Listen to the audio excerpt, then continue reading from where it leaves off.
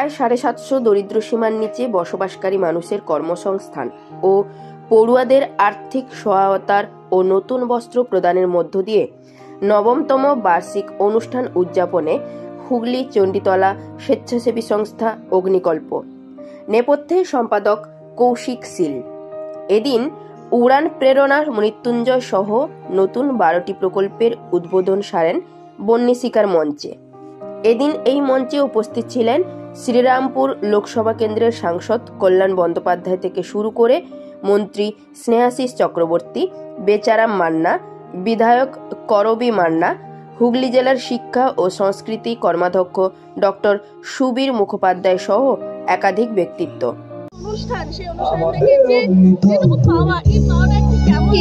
খুব আনন্দ লাগছে আমাদের, এই যে আমার শিক্ষা আমাদের খুব আনন্দ। এই বেগমপুর উত্তরাদান আমাদের খুব ভালো লেগেছে। এই যে পুরো টিম এবং দাদা, হ্যাঁ খুব ভালো, অমায়িক। আপনার নাম দিদি ভাই? আমার নাম লক্ষ্মী দত্ত। কাজ করছে মানুষের মধ্যে এবং দুস্থ ছাত্র বা অসুস্থ রোগী থেকে শুরু করে সাধারণ মানুষের পাশে যেভাবে তারা দাঁড়ায়, যে সমাজ সচেতনতার পরিচয় অগ্নিকল্প দেয়, সেটা সত্যি অভাবনীয়। আজকে এসব দেখা যায় না। আমি তাই বললাম যে সরকারের পরিপূরক হিসেবে কাজ করছে এই সংস্থা। সরকার যতটুকু করতে পারে তারপরে যে গ্যাপটা থাকে সেই গ্যাপটা পূরণ করে অগ্নিকল্পের মতো এই ধরনের সংস্থাগুলো, যারা মানুষের জন্য করে।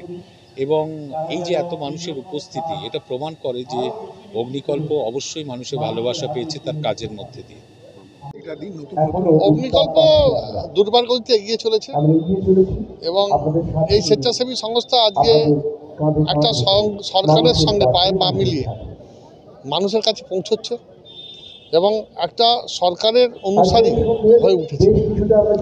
কত মানুষকে সেলাই মেশিন, মাছের হাঁড়ি দিয়ে বাজারে মাছ বিক্রি করা, সাইকেল, বিশেষ চাহিদা সম্পন্ন মানুষদের জন্য তাদের জন্য সেই সাইকেল বলুন, ট্রাইসাইকেল বলুন, তারপর মেধাবী ছাত্রছাত্রীদের পড়ার টাকা, মানুষের চিকিৎসার টাকা।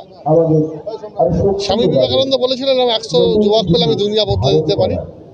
এই স্বেচ্ছাসেবী সংস্থাগুলো চণ্ডীতলাতে এমন একটা সুন্দর পরিমণ্ডল এবং যেভাবে মানুষের পাশে এগিয়ে চলেছি আমরা নিশ্চিতভাবে বলতে পারি যে আমরা চণ্ডীতলা মানুষের চোখের জলকে মেটানোর জন্য এবং অসহায় সম্বল মানুষের পাশে দাঁড়ানোর জন্য আমরা বদ্ধপরিকর। এবং অগ্নিকল্প আস্তে আস্তে আরও শ্রীবৃদ্ধি লাভ করুক এবং যত শ্রীবৃদ্ধি লাভ করবে তত আমাদের সমাজ স্বাস্থ্যবান হবে। অনেক সরকারি ক্ষেত্রে অনেক নিয়ম থাকে, অনেকগুলো সিঁড়ি থাকে, সেই সিঁড়িগুলো পার হয়ে তবে একটা জিনিস পাওয়া যায়, অনেক ফর্ম ফিল আপ, অনেক কিছু ইত্যাদি ইত্যাদি ব্যাপারগুলো থাকে। যেমন আজকে আমি যে কারণে ওয়েট করছি, আমি সাহেবকে বসিয়ে রেখেছি, একটা উদ্বোধন হবে, আমি একটুখানি সেই ব্যাপারটা বলে রাখি। আমি জানি না এটা কে কিভাবে নেবেন। আমার বুথের, আমার গ্রামের বাসিন্দা সুরমণি কারকের সঙ্গে আমি তাকে চিনি প্রথম। তার বাচ্চা মারাত্মকভাবে অসুস্থ, তাকে নিয়ে আসা হয়েছিল এই পাশের হসপিটালে এবং সেখান থেকে আমার পরিচয়। এবং ওখানে আমাদের সঞ্জীব, দীপক ওরা আছে, ওরা নিয়ে এসেছিল।